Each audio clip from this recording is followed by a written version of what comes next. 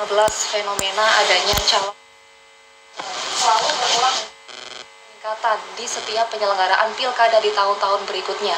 Apakah betul bahwa saat ini demokrasi Indonesia sedang dibajak oleh segelintir elit dengan kepentingan tertentu, dan bagaimana strategi agar fenomena calon tunggal tidak berulang dan segera teratasi? Selengkapnya dalam dialog aktual sore ini kita akan bahas bersama sosiolog politik Bapak Dr. Agus Mahfud Fauzi MSI. Selamat sore Pak Agus. Selamat sore Mbak Bella. Terima kasih telah berkenan hadir di TVRI Jawa Timur.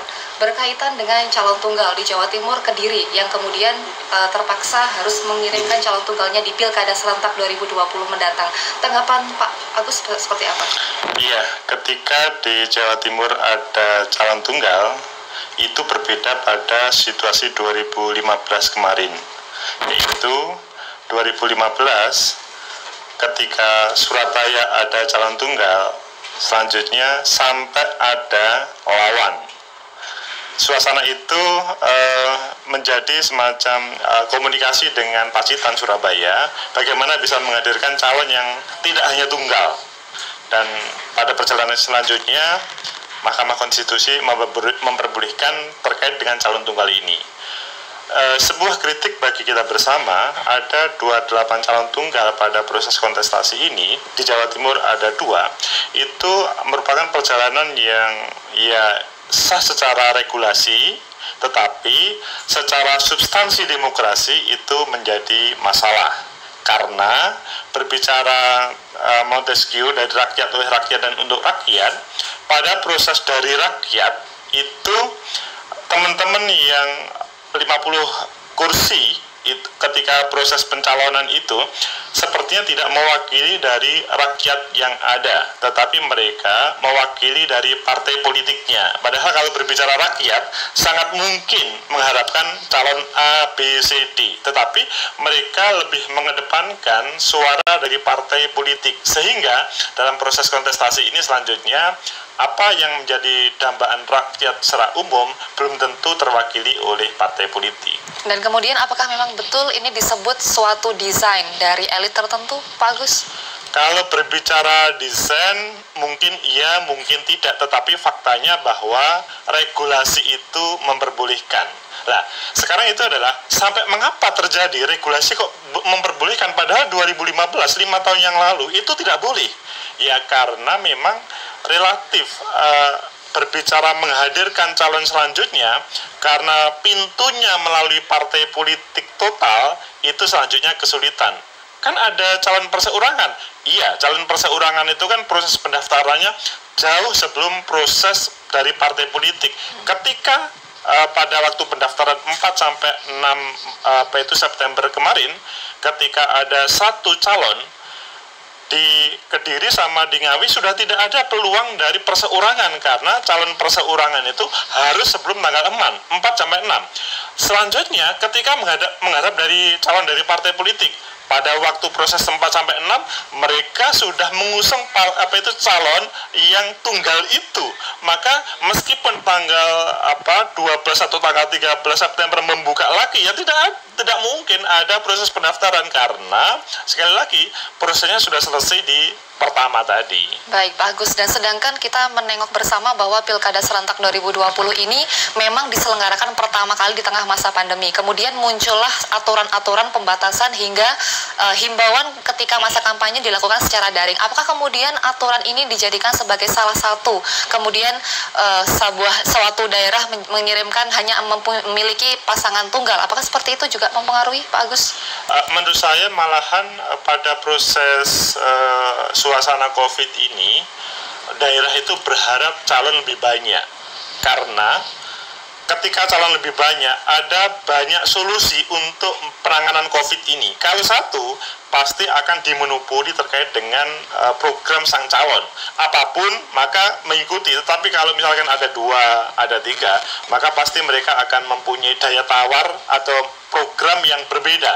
Hal ini akan berefek terhadap keterpilihan sang calon. Apakah ini yang didukung oleh partai sekian atau kursi sekian, itu pasti lebih menarik. Ketika yang didukung lebih sedikit, itu lebih tidak menarik. saya percaya bahwa program visi misi selanjutnya akan menjadi tawaran yang lebih rasional untuk ini. Pak Agus, ketika tadi disebutkan masyarakat sebenarnya mengharapkan calon yang lebih banyak, namun sebenarnya hal yang melatar belakangi, yang mendasari akhirnya dalam daerah tersebut hanya memiliki pasangan tunggal, itu apa saja hal-hal yang mempengaruhi? Pertama, partai politik itu sudah kalah dahuluan sebelum proses pencalonan. Jadi ketika ada seseorang tokoh yang tampil, ketika dia muncul, semua partai bergabung untuk bagaimana dia ikut menjadi pemenang. Padahal ketika dia gabung untuk mencalonkan sang calon tersebut, itu adalah kekalahan pertama kali untuk menuju 2023 atau 2024 pemilu-pemilu sebelumnya. Karena apa? Dalam proses itu dia ikut terhadap partai yang sudah menampilkan pertama kali. Jadi dia menang tapi sebetulnya kalah. Yang kedua adalah pintu perseorangan itu pada saat ini kita akui relatif berat. Contoh di Surabaya berapa orang yang sudah muncul itu gagal. Ya mungkin berbicara regulasi memang iya dia gagal. Tetapi mengapa dia gagal? Regulasinya sebetulnya yang perlu harus kita review. Mengapa sampai dia gagal? Masa sih di Kediri sama di Ngawi itu tidak ada orang, maksudnya tidak ada masyarakat yang mengusulkan, itu menjadi masalah. Yang ketiga adalah memang dalam proses kontestasi ini adalah teman-teman calon itu berpikir kalau tidak pakai uang maka akan kalah. Padahal sebetulnya 2020 ini adalah peluang orang nyalon yang tanpa pakai uang. Hanya masalahnya adalah proses menuju sebagai bakal calon itu sudah dihadang oleh banyak hal. Padahal pada hari H nanti saya yakin pemilih kita lebih rasional sehingga itu mengurangi terkait dengan keuangan yang ada. Sehingga minimal 3 permasalahan tersebut selanjutnya calon tunggal itu muncul, Mbak Bella. Baik, dan juga masyarakat Jawa Timur yang sekarang ini menyaksikan dialog aktual mungkin bertanya-tanya sebenarnya sesulit apa ketika calon independen ini ingin maju untuk menjadi calon pemimpin daerah. Sesulit apa, Pak? Sebetulnya malahan kalau sebagai calon tunggal itu relatif lebih sulit ketika berhadapan dengan ada lawan tanding. Untuk memenangkan 50% itu kan tidak mudah, tetapi kalau ada lawan tanding, prosesnya itu jelas kontestan lawan atau musuh itu jelas. Tapi kalau calon tunggal sebetulnya malah menurut saya yang terjadi di Ngawi sama Kediri itu lebih berat bagi calonnya. Karena kalau tidak patuh terhadap para para orang-orang tertentu itu, maka sangat mungkin dia dimainkan, nanti akan kami kalahkan dengan bumbung kosong. Itu menjadi masalah besar. 50% nggak mudah. Tapi kalau misalkan ada lawan calon A, calon B begitu, oh dia strateginya A, strateginya B, maka saya harus menggunakan C, D. Kalau ini tidak, ini tahu-tahu kemudian di bawah dimainkan oleh orang-orang yang dalam tanda kutip tadi. Kalau untuk persentase kemenangannya berapa persen, Pak? Ya mereka harus bisa meraih 50% per satu kan, sehingga menurut apa itu kacamata sang calon itu lebih berat daripada sebagai calon biasa begitu. Tetapi hal itu dalam bahasanya sang calon, dia sudah menang pertama kali karena sudah tidak ada calon lainnya. Padahal sebetulnya calon yang lebih berat adalah mengalahkan bumbung kosong itu tadi. Baik, dan apakah demokrasi seperti ini sehat, Pak Agus? Saya melihatnya ini demokrasi yang tidak sehat. Bagaimanapun, meskipun regulasi konstitusi memperbolehkan, tetapi dalam ke depan ini tidak boleh diulangi. Maksudnya, teman-teman pengambil keputusan harus berpikir supaya menampilkan berbagai alternatif. Masa sih di Kediri yang sekian ribu bahkan juta penduduk tidak ada calon lainnya? Padahal kalau berbicara kontestasi misalkan pemilu legislatif itu kan banyak. Masa sih dari sekian itu tidak ada yang berani untuk tampil? Ya karena mereka sudah down dalam proses sebelumnya. Apakah memang tidak ada peraturan yang khusus mengatur dari penyelenggara pemilu itu sendiri, Pak, terkait calon tunggal ini? penyelenggara pemilu itu merasa sebagai pelaksana saja. Mereka tidak bisa berbuat apa-apa kecuali melaksanakan undang-undang.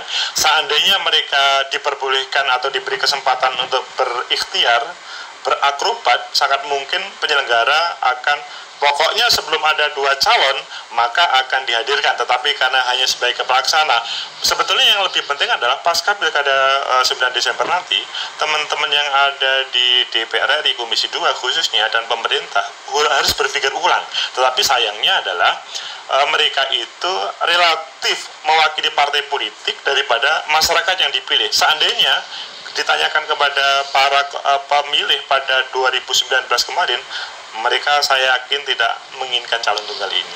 Lalu untuk strategi ataupun cara untuk mengatasi adanya persoalan calon tunggal ini, apa yang kira-kira bisa diusulkan, Pak? Ya, kalau sekarang sudah tidak bisa ya, kecuali selanjutnya pada karena COVID ini ada diundur.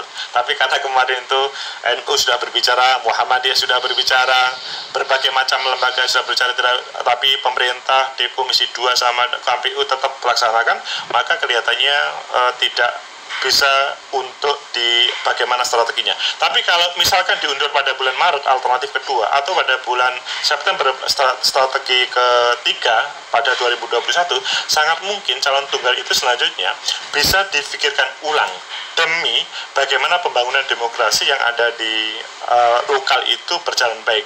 Tidak cukup pada proses pembangunan demokrasi, tetapi menghadirkan pemimpin itu ada sekian calon, dipilih yang terbaik, itu akan lebih baik untuk daerah tersebut.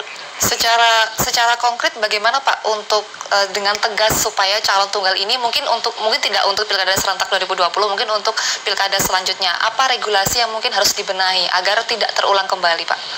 Ya, supaya tidak terulang lagi, undang-undang pemilunya harus dirubah. Atau pada pelaksanaan ini harus ada pembelajaran.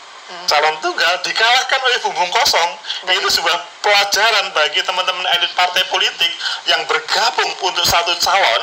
Selanjutnya mereka sudah merasa menang, tetapi dikalahkan oleh suara rakyat yang mereka sebetulnya tidak menginginkan calon itu. Itu sebuah pembelajaran yang luar biasa. Baik, terima kasih Pak Agus telah berkenan untuk hadir di TVRI Jawa Timur. Semoga nanti untuk pelaksanaan pilkada juga sesuai dengan harapan dan tetap patuh protokol kesehatan. Dan saudara, demikian untuk dialog aktual sore hari ini, dan kita ikuti bersama kumandang azan maghrib untuk wilayah Surabaya dan sekitarnya.